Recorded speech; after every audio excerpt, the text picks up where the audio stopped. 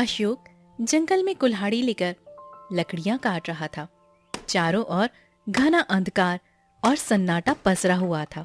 अचानक उसके कानों में किसी बूढ़े व्यक्ति की कराहट भरी आवाज टकराई।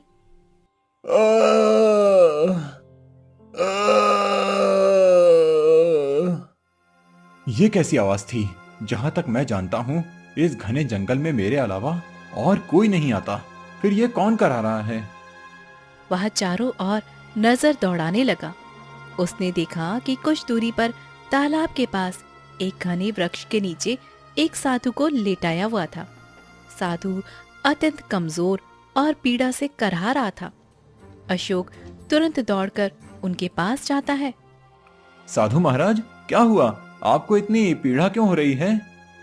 मेरे पैरों में 2 दिन पहले अचानक मोच आ गई थी, जिस कारण मैं चल नहीं पा रहा हूँ और कुछ भी नहीं कर पा रहा हूँ।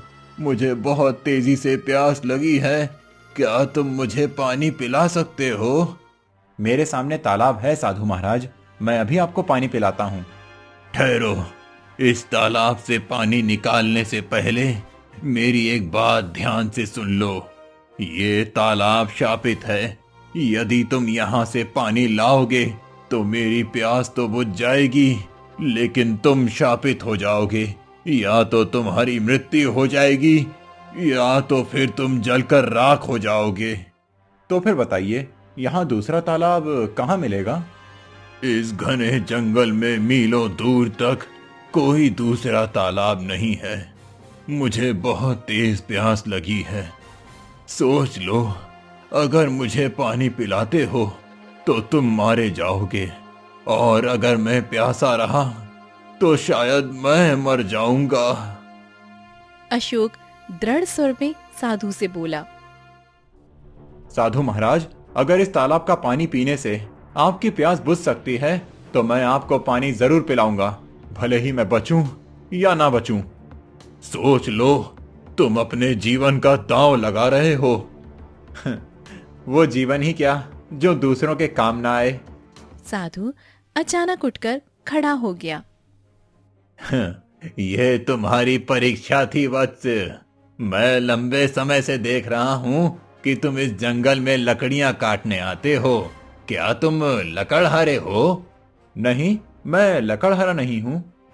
मैं पहले ही समझ गया था।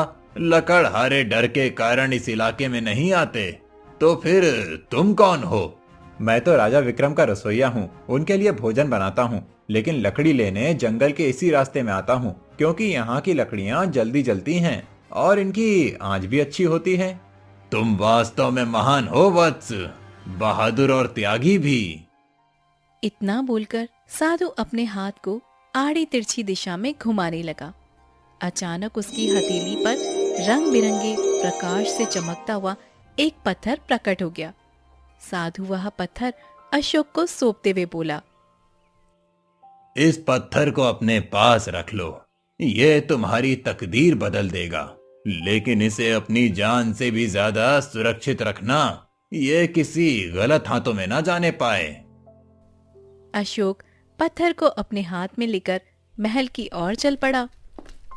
राजा विक्रम महल के बगीचे में टहल रहे थे।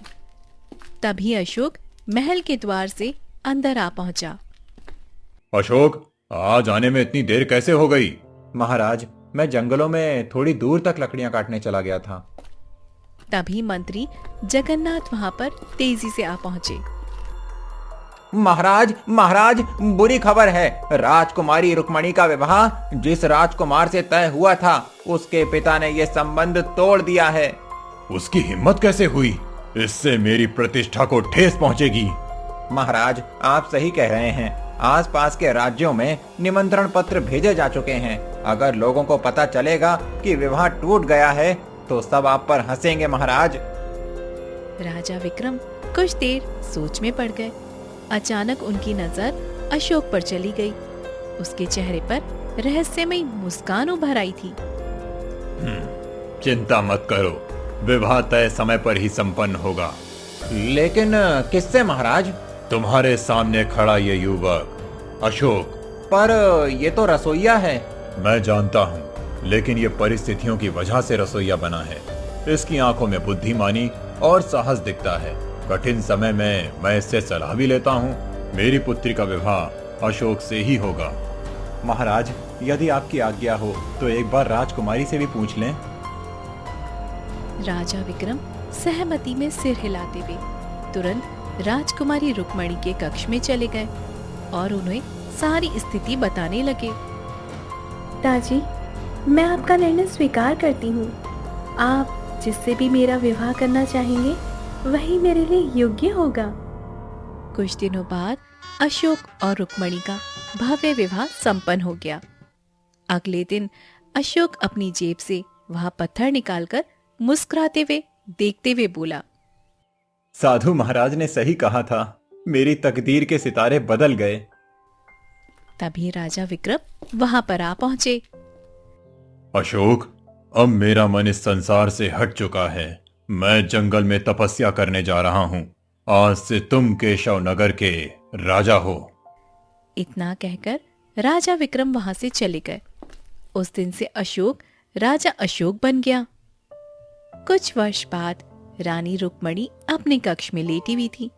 पास ही अशोक खड़ा था और उनके चेहरे पर संतोष की मुस्कान थी। रानी की गोद में एक नवजात शिशु था। रानी, हमारे पुत्र का नाम आदित्य होगा। रुक्मणी ने मुस्कान सहमति में सर हिला दिया। देखते ही देखते साल बीत गए और आदित्य 20 वर्ष का एक युवा राजकुमार हो गया। राजा अशोक अपने सिंहासन पर बैठे थे और उनके सामने राजकुमार आदित्य खड़ा था। आज बहुत वर्षों बाद जंगल में शिकार करने का मन कर रहा है। तो फिर देर किस बात की पिताजी, सैनिकों को साथ ले जाइए। नहीं, मैं अपनी सच्चाई कभी नहीं भूल सकता। वर्षों पहले मैं इसी महल में रसोइया हुआ करता था और लकड़ियां काटने के लिए अकेले जंगल जाया करता था। आज भी मैं अकेले ही जंगल जाऊंगा। आदित्य मुस्कुरा दिया। राजा अशोक घोड़े पर सवार होता हुआ जंगल की ओर निकल पड़ा। राजा अशोक जंगल में गहराई तक चला गया, लेकिन उन्हें कोई शिकार नहीं मिला। लगता है मैं जंगल के अंदर काफी दूर निकल आया हूँ। अब मुझे वापस चलना चाहिए, लेकिन क्यों ना थोड़ी देर किसी वृक्ष के नीचे आराम कर लूं। जब से राजा बना हूँ कभी धरती पर चैन से नहीं बैठा। राजा अशोक घोड़े से उतरकर एक विशाल वृक्ष के नीचे खड़ा ही हुआ था कि अचानक एक जहरीला सांप झाड़ियों से निकला और तेजी से आकर उसके पैर में डस लिया। अशोक दर्द से कराहता हुआ नीचे गिर पड़ा और सर फिर से झाड़ियों में गुम हो गया। राजा अशोक का चेहरा नीला पड़ने लगा। तभी वहां पर एक सुंदर युवती आई। उसके चेहरे पर गहरी चिंता थी।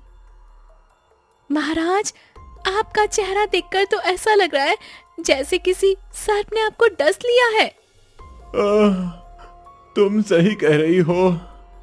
युवती झुककर और बिना कुछ कहे उसने तुरंत अपने मुंह से सर्प का जहर निकालने की कोशिश की। कुछ देर बाद राजा अशोक को राहत महसूस हुई, लेकिन युवती का चेहरा पीला पड़ गया और वह बेहोश हो गई। विक्रम घबराकर उसकी ओर देखता है। अरे, इस पर भी सर्प के विष का प्रभाव हो रहा है। इसने मेरे लिए अपनी जान दांव पर लगा दी। मुझे इसे तुरंत महल ले जाना होगा। राजा अशोक युवती को गोद में उठाते हैं और उसे अपने घोड़े पर बिठाते हैं और तेजी से महल की ओर रवाना हो गया। महल के द्वार पर राजा विक्रम घोड़े से उतरते हुए युवती को अपनी बाहों में उठाकर अंदर ले आए। रानी रुक्मणी उसे देखकर चौंक गई। यह लड़की कौन है महाराज? राजा अशोक संक्षेप में सारी घटना बता रहे थे कि तभी राजकुमार आदित्य वहां पर आ गए। घबराइए मत पिताजी, मैं राज्य के सबसे बड़े वैद्य को बुलाकर लाता हूँ। कुछ ही देर में वैद्य वहां पर पहुंचे। उन्होंने जड़ी बूटियों से युवती का उपचार किया। थोड़ी ही देर में वह होश में आ गई। उसकी नजरें राजा अशोक पर पड़ी। क्या नाम है तुम्हारा? मेरा नाम सुकन्या है। मैं जंगल में अकेली रहती हूँ। मैं अनाथ हूँ। उसी समय लकड़ियाँ काटने गई थी जब आपको देखा और मैं समझ गई कि आपको सर्प ने डस लिया है। तुमने मेरी जान बचाई है। मैं तुम्हारा ये उपकार कभी नहीं भूलूंगा। अब तुम्हें जंगल में अकेले रहने की जरूरत नहीं है। आज से तुम महल में रहोगी। सुकन्या हल्की मुस्कान के साथ आदित्य की ओर देखने लगी। आदित्य को पहली ही नजर में वो पसंद आ गई थी, लेकिन कुछ कहे बिना चुपचाप वह वहां से निकल गया। कुछ दिन बाद सुकन्या बगीचे में बैठी फूलों को देख रही थी। ठंडी हवा चल रही थी और सूरज की हल्की किरणें पेड़ों से छनकर आ रही थी। तभी राजकुमार आदित्य वहां पर पहुंचे। सुकन्या ने उसे देखते ही हल्की सी मुस्कान बिखेर दी। तुमने मेरे पिता की जान बचाकर सिर्फ पिताजी पर ही नहीं बल्कि मुझ पर और मेरी माँ पर भी बहुत बड़ा उपकार किया है। राजकुमार, यह मेरा कर्तव्य था। एक बात पूछें, बुरा तो नहीं मानोगी? पूछिए ना राजकुमार। मैं एक साधारण कन्या हूँ, आपकी किसी भी बात का बुरा क्यों मानूंगी? अपने आप को साधारण मत कहो, तुम बहुत सुंदर हो और जब मैंने तुम्हें पहली बार देखा था तब से तुमसे प्रेम करने लगा था। मैं तुमसे विवाह करना चाहता हूँ, क्या तुम मुझसे विवाह करोगी? सुकन्या का चेहरा गंभीर हो गया। वह एक क्षण के लिए चुप रही, फिर हल्की आवाज में बोली, राजकुमार, मैं आपके पिता का बहुत सम्मान करती हूँ। अगर उन्होंने यह सुना तो वे बहुत नाराज हो जाएंगे। मैं एक साधारण जंगल में रहने वाली अनाथ लड़की हूँ। एक अनाथ लड़की राजकुमारी कैसे बन सकती है? मेरे पिता ऐसे नहीं हैं, उनकी सोच अन्य राजाओं जैसी नहीं है। मैं तुमसे तभी मिलूंगा जब मैं अपने पिता से तुम्हारी और अपने विवाह की बात कर लूंगा। राजकुमार आदित्य ने अपने पिता राजा अशोक से बात करने का निश्चय किया। राजा अशोक दरबार में बैठा था और आदित्य ने उनके सामने जाकर सर झुका लिया। पिताजी, मैं सुकन्या से प्रेम करता हूँ और उससे विवाह करना चाहता हूँ। पहली नजर में ही मुझे उससे प्रेम हो गया था। क्या आप इस विवाह के लिए तैयार हैं? राजा अशोक ने कुछ क्षणों के लिए सोचा और फिर मुस्कुराते हुए आदित्य की ओर देखा। क्यों नहीं, सुकन्या बहुत ही अच्छी लड़की है, उसने मेरी जान बचाई है। अगर वो इस विवाह के लिए तैयार है तो मुझे कोई आपत्ति नहीं। आदित्य खुशी से उछल पड़ा और तेजी से भागते हुए सुकन्या के पास पहुंच गया। सुकन्या, मेरे पिता ने हमारे विवाह के लिए सहमति दे दी है। क्या? सच में? मुझे यकीन नहीं हो रहा है कि मेरी तकदीर इतनी जल्दी बदल सकती है। तभी वहां पर राजा अशोक आ पहुंचे और हल्की सी हंसी के साथ बोले, कुछ समय पहले मुझे भी यकीन नहीं हुआ था जब मेरी तकदीर ने अचानक करवट ली और मैं एक रसोइया से राजा बन गया। तकदीर कब बदल जाए कोई नहीं जानता। राजा अशोक मुस्कुराते हुए वहां से चले गए। उस दिन से सुकन्या महल में राजा अशोक के परिवार के साथ शाही अंदाज में रहने लगी। जल्दी ही वह रानी रुक्मणी, राजा अशोक और अपने प्रेमी आदित्य के साथ घुल मिल गई। एक दिन सुकन्या राजा अशोक से मिलने आई। वह उत्सुक लग रही थी और उसके मन में एक सवाल था। महाराज, बुरा न माने तो एक सवाल पूछूं? पूछो, अब तो तुम हमारी होने वाली बहू हो, इस परिवार की सदस्य हो, तुम्हें तो पूछने का पूरा अधिकार है। महाराज, मैंने देखा है कि दूसरे राज्यों पर लगातार आक्रमण होते रहते हैं, लेकिन आपके राज्य पर कभी भी कोई हमला नहीं होता। न ही यहाँ पर कोई काला जादू या फिर कोई विपत्ति आती है। ऐसा कैसे संभव है? इनमें कोई ना कोई रहस्य जरूर से छिपा हुआ है। राजा अशोक गहरी सोच में पड़ गए। फिर वह मुस्कुराया और बोला, तुम वाकई बहुत बुद्धिमान हो सुकन्या।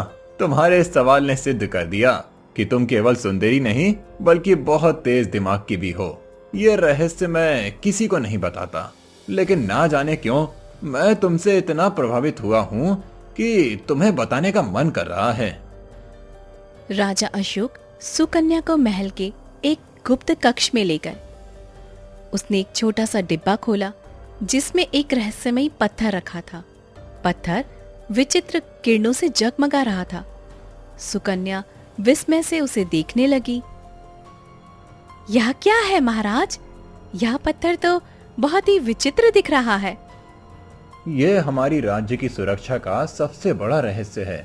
बरसों पहले एक साधु ने मुझे ये पत्थर दिया था। उन्होंने कहा था कि जब तक ये पत्थर मेरे पास रहेगा, मेरी तकदीर के सितारे बुलंद रहेंगे। जब ये पत्थर मुझे मिला, तभी राजा विक्रम ने अपनी पुत्री का विवाह मेरे साथ तय किया और मुझे राज्य सौंपकर तपस्या के लिए चले गए। राजा अशोक ने पत्थर को फिर से डब्बे में बंद कर दिया और दोनों बाहर आ गए। कुछ ही देर बाद रात हो गई। अचानक महल में अजीब अजीब घटनाएं होने लगी। महल के चारों ओर अजीब सी आवाजें गूंजने लगी। हवा तेज चलने लगी और महल में हलचल मच गई। राजा अशोक और रानी रुक्मणी घबराते हुए अपने कक्ष से बाहर आ गए। रानी रुक्मणी कांपते हुए बोली, यह कैसी डरावनी आवाजें हैं महाराज? मुझे तो बहुत डर लग रहा है। आदित्य भी वहां पहुंच गया। पिताजी, ये सब क्या हो रहा है? यही तो मेरी समझ में नहीं आ रहा। यही तो मेरी समझ में नहीं आ रहा। तभी राजा अशोक का मंत्री दौड़ता हुआ आया और घबराते हुए स्वर में बोला, महाराज, राज्य में अफरा तफरी मची हुई है। जंगल से विचित्र आवाजें आ रही हैं। यह सुनते ही राजा अशोक गंभीर हो गए और सोच में पड़ गए। ये कैसे हो सकता है? तभी आदित्य को कुछ याद आया और वह चिंतित स्वर में बोला, पिताजी, सुकन्या कहीं दिखाई नहीं दे रही। यह सुनते ही राजा अशोक और रानी रुक्मणी चौंक गए। राजा अशोक गहरी सोच में डूब गए। तुरंत जाओ और उसे ढूंढो। आदित्य पूरे महल में सुकन्या को खोजने लगा, लेकिन वह कहीं भी ना मिली। वह वापस दरबार में आकर हताश स्वर में बोला, पिताजी, सुकन्या महल में नहीं है, वो लापता हो गई है। राजा अशोक और रानी रुक्मणी एक दूसरे की ओर देखकर सन्न रह गए। सुकन्या के अचानक गायब होने ने सबको गहरी चिंता में डाल दिया था।